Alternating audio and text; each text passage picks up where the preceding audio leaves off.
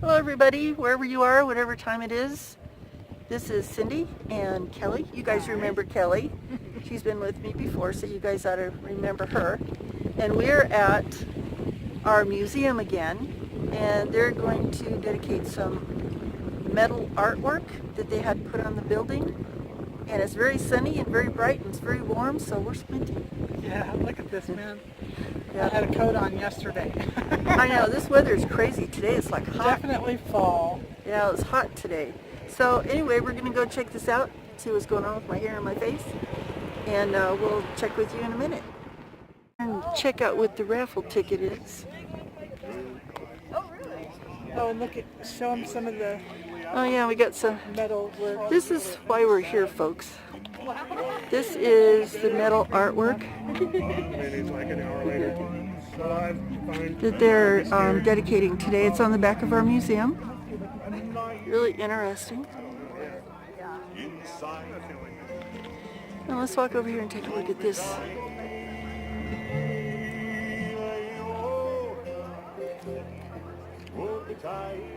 It's pretty interesting.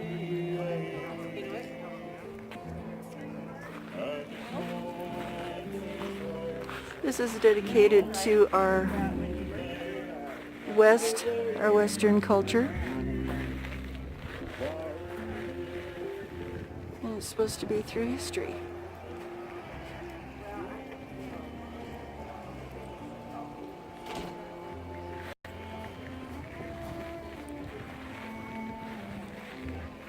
This is really cool.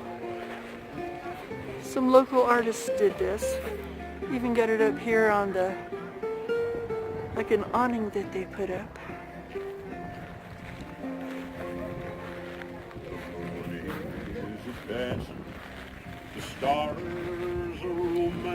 Of course, they gotta have the country and western music going.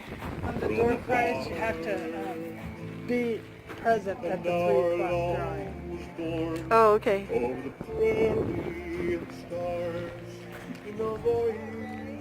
Actually, that's not bad music they have playing.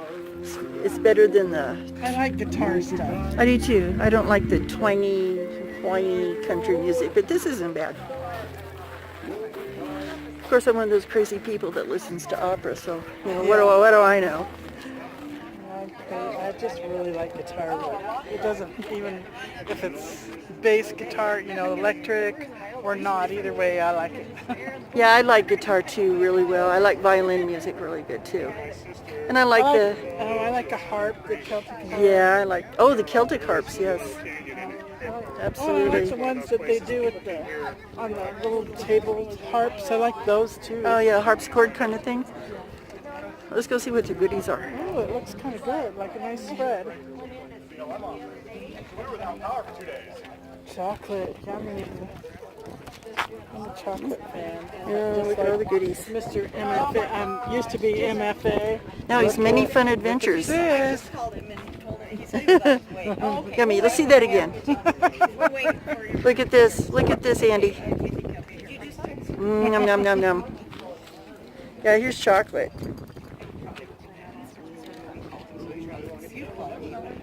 Let's go on down see what they got. Is that good? Ooh, yummy, yummy. Celery and peppers, bell peppers. Yeah. And a little bit of dip. Kelly's eating for us. Yeah. I'm videoing and she's doing the eating. Ooh, Ghirardelli. Oh. You sent some Ghirardelli to him. Ghirardelli, yes. Yes, there's Ghirardelli. Dark mint. Chocolate mint. Mm-hmm. She's all caramel. Oops. Yummy. Little cookie sandwiches. I was going to make some of those. Those look homemade, don't they? What is it, like raisin, oatmeal raisin with, or butter? No, they look like, well, yeah, those are raisins, huh? Is that peanut butter? No. That's probably cream cheese, maybe? Maybe. And apples? Ooh, what's this? That's where you at. This is dill right here? Cheese, Parmesan dill? Ooh, I can smell the peppers in it. Really? Yeah. No, that's my breath. No, I can smell that. Really? That's peppers. I cannot smell it. That's jalapeno peppers in that puppy. Oh, well, let's try it. Okay, let's see. Is she gonna have smoke coming out of her ears? I'm not sure. What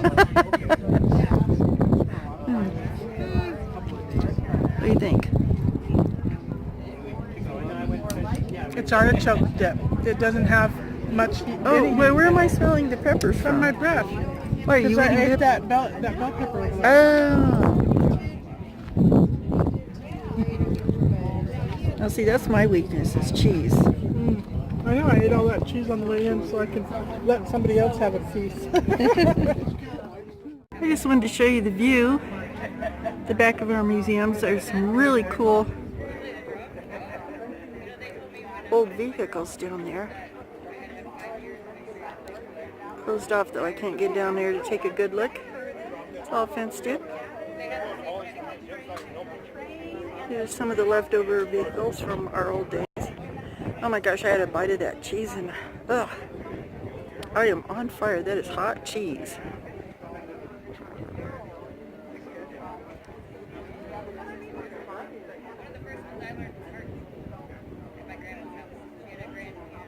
And here's our view from the museum. That's downtown. As you can see, it's just a really tiny little spot in the road. And that's a view out across part of our valley. The museum's here up on a little hilltop.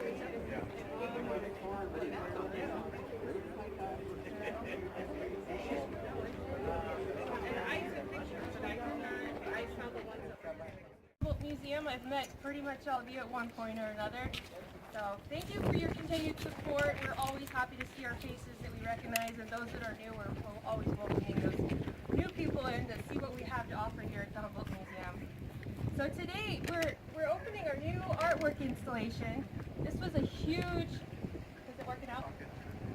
Sorry, I don't do microphones very well.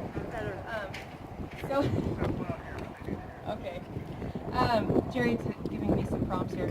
So our artwork was done locally by a couple artists here. We have Vinny Martinez is with us, and Warren Havens, who's unfortunately not here today. But these two guys did everything you see behind us here, including the framework, the painting, the cutting. It's just amazing job here. It ties right on into the panels we did for our Humboldt River Corridor interpretive sites here. We have 6 panels. They go from the early geology of the Humboldt River Corridor all the way up to Tesla. So we're always encountering new technologies, and we want to represent those as well. But without the past, we wouldn't have the future. So we're trying to show everything. And it's one wall, so it's a whole lot of stuff to put in one spot. It's a hard thing to interpret, but these guys did a great job. So one more time, thank you. And again, this is a project in conjunction with the Bureau of Land Management and the Southern Nevada Conservancy. So with us today we have Peggy McGuckie and Andy Hart. Peggy, was your Andy or somebody would like to come up and share a few words with you as well? Again, just thank you for coming out today. Your support really does speak pretty loudly. We appreciate each and every one of you. Hi everyone, and thanks for being here. I know a lot of you too, but for those who I don't, I'm Andy Hart. I'm the Executive Director of Southern Nevada Conservancy, and I live in Las Vegas now. Sorry, that's where we're based. But I lived in Winnemucca for 10 years, and this part of the world is one of my favorites, and I'm always going to have Winnemucca in my heart. And so the fact that we got to collaborate on this project was really special to me in particular. I've known Peggy and the folks at the BLM here in Winnemucca for many years, and they asked for us to be the cooperating partner to manage the funding for this project, and working with the museum, which has become such a great cultural institution here in Winnemucca, and telling the history of Humboldt County. And so just happy to be back here on a beautiful day, sharing this exhibit with you all. And a little piece about me too, I'm a real geography nerd, and I keep track of all kinds of weird geography statistics for myself, and without a doubt there's no piece of interstate highway anywhere in the country that I've traveled more than the piece between here and Golconda, but also the piece between Reno and Elko I've done too many times to count.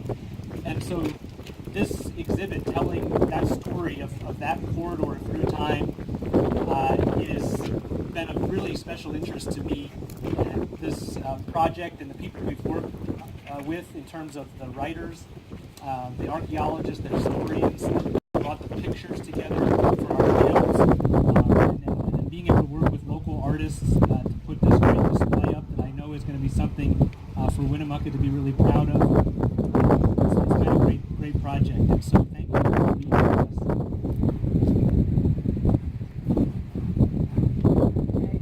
Yeah, so I'm Peggy McGuckian, and I work for the Bureau of Land Management. I'm the Assistant Field Manager for Cultural Lands and Recreation. This project started about 3 years ago, and I've been working with Dana and Andy, and there's some of you in the audience that Dave Valentine came all the way to Idaho. He helped with the airmail route that there were using the airplane up above me, and that was a really great use of the Humboldt River, that there were beacons that lit up to guide the airmail planes. Before that, it took like a week to get a letter, and it shortened it to maybe a day. So, but I really appreciate working with y'all. This exhibit started as originally conceived inside the museum, and I'm so glad it moved outside because we're overlooking the Humboldt River, and I think it's a perfect place for it. When I first came here in 1977, I saw there was a river that ran through Winnemucca, and I was so excited when I got here and I saw it, and I was a little bit underwhelmed, but I took a walk down it, and there was somebody that looked like a slender Colonel Sanders walking on the other side of the river, and he was collecting asparagus, and he turned out he was one of the early sheriffs for Winnemucca, and he told me the whole story of Winnemucca. So I've always had kind of a fond spot in my heart for it, and I've seen how people tend to call it this sluggish, muddy river, but in reality, reading the history, it started out not like that at all, and it was there were ponds and trees and greenery, and we all have used it through time. In the early times, there were wildlife and the hunt and cutthroat trout fish, and then they made their homes here and traveled along it. The Native Americans also lived along it and traveled along it, and then later the trappers, the immigrants in modern times. And so the panels over there and all the wonderful artwork that Benny and Warren were so great to create for us, they just celebrate what an important river this is. And after I saw their creation, I said, no one will ever belittle our river again, because I think they made a magnificent river. So I want to thank everybody that's helped with this, and especially the metal artist and Dana and Andy. And so with that, we have a guest speaker, and his name is Tim Burns. And he works for Nevada Outdoor School, and he also works for the Trail Center in Elko, and he's going to tell us a little more about our river. Thank you, Tim.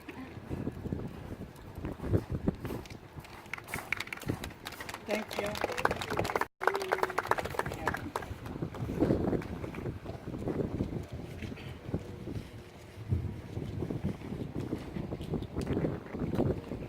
Good afternoon, everybody. I'd like to start. Sorry about the wind, guys. I hope you can One of my hear. coworkers out at the Trail Center, whenever we have a field trip, he describes the Humboldt River as the most important river that no one's ever heard of. So it's even though it's not really very nationally famous, it's still one of the most important waterways in American history. Without it, immigrants could never have made their way across the Great Basin, and later settlement of Nevada would have been all but impossible. But before the Great Westward Migration, the first inhabitants of the Great Basin made use of the river, later known as the Humboldt, for millennia. Only stories survive to tell us about the original condition of the Humboldt River. John C. Fremont's report of his 1845 exploration of the valley described it being beautifully covered with blue grass, herd grass, clover, and other nutritious grasses, and that scattered cottonwood trees grew along the stream banks. The Humboldt is still home to a unique species of trout, the Lahontan cutthroat trout. That's once swam the stream in much greater numbers than it is now, but it's making a comeback. The first white men to explore the valley were the members of Peter Skeen Ogden's expedition in 1828. During the expedition, Ogden originally named the river Paul's River after one of his men who died along the bank. Then he also referred to it as the Swampy River or Mary's River. And there's some confusion as to where the name Mary's River came from. There's quite a few different sources that I found. Most accounts say Ogden named the river after the wife of one of his men. Others say that he named it after his wife. But what's particularly of note is the reason why Ogden was sent to explore the valley. The Hudson's Bay Company sent Peter Skeen Ogden and his men to create what they described as a fur desert. That is, they were to kill every beaver they could find to keep the Americans from getting them. Now, obviously, this had quite an impact on the river because beavers make their ponds. The ponds help stabilize the river. They filter the water. So this had quite an impact, and it left it without obviously this started the degradation of conditions in the valley. The next explorers to encounter the river, the 1833 Bonneville Walker expedition, they called it like a lot of people before them, they were in search of this mythical river called the Bonaventura. Now the Bonaventura was supposed to be this huge waterway that flowed from the Great Salt Lake all the way to the Pacific. And every time they told the story, the river got a little bit bigger. And eventually, supposedly, this Bonaventura was supposed to be as wide as the Mississippi. And you could just build a canoe and sail from Utah all the way to California. Obviously, that's not what happened. There is indeed a river where the Bonaventura was supposed to be, but as we all know very well, it's nothing like the Mississippi, unfortunately. The 1845 U.S. Army mapping expedition under John C. Fremont disproved these fanciful rumors once and for all. He is the one who gave the river its present name. He named it after a German naturalist named Alexander von Humboldt, who was a very interesting fellow. He was ahead of his time in a lot of ways. Unfortunately, he never saw the river that bears his name. He's still a very interesting person. If you get a chance sometime, I highly recommend learning more about him. Now, I've lived in Nevada since I was a small child, and I've heard jokes about our river my whole life. In my experience, the men seem to have kind of a little brother relationship with this river. We can make fun of it all we want, but if somebody from outside the family comes in, well then we get a little bit defensive. Remember though, we have lived with this river in our backyard for our whole lives. We have spent enough time with the Nevada landscape to really learn to appreciate its qualities, but even we can admit that it doesn't exactly make a wonderful first impression.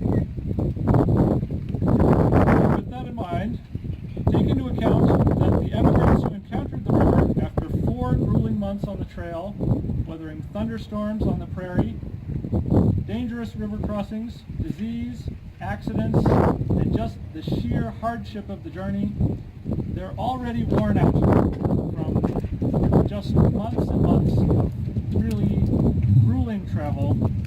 And although the Humboldt's water was life-saving, its bitter taste was, for many, the straw that broke the camel's back. And it inspired a lot of, to me anyway, very humorous descriptions of the river.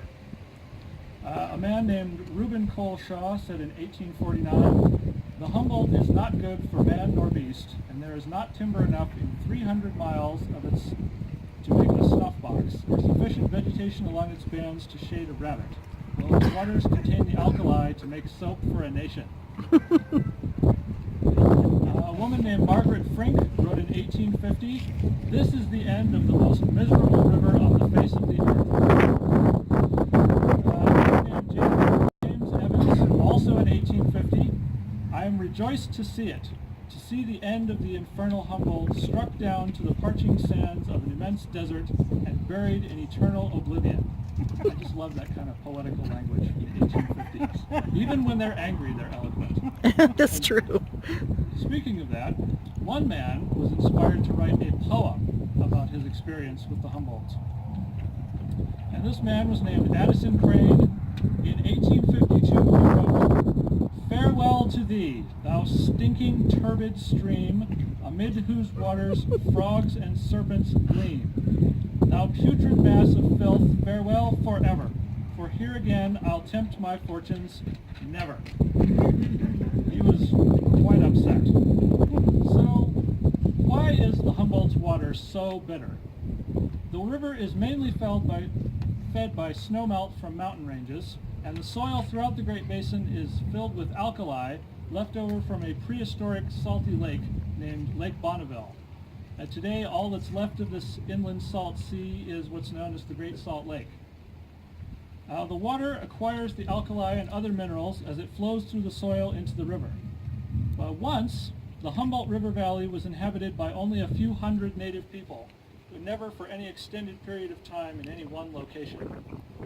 Then, hundreds, thousands, tens of thousands of wagons passed through the valley in the 1840s.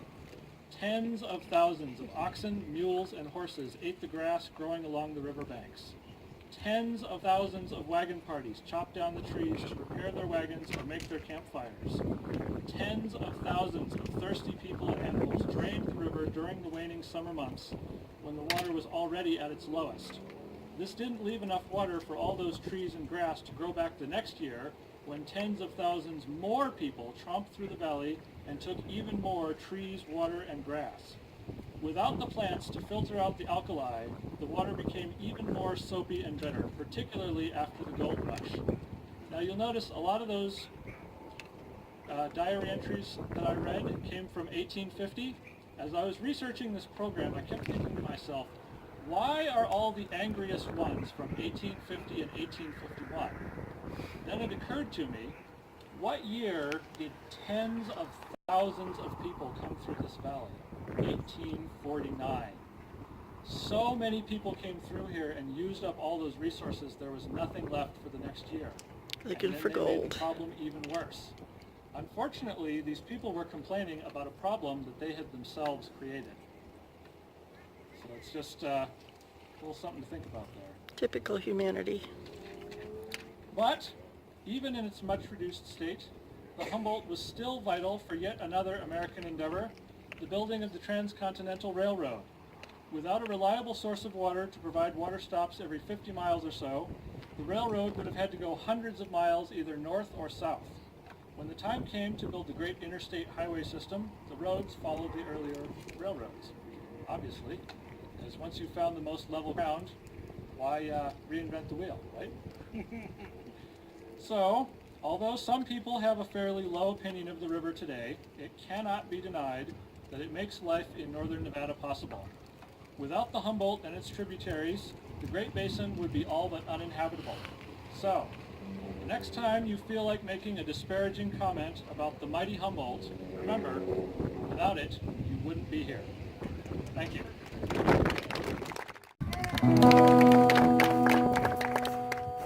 Give it a whirl.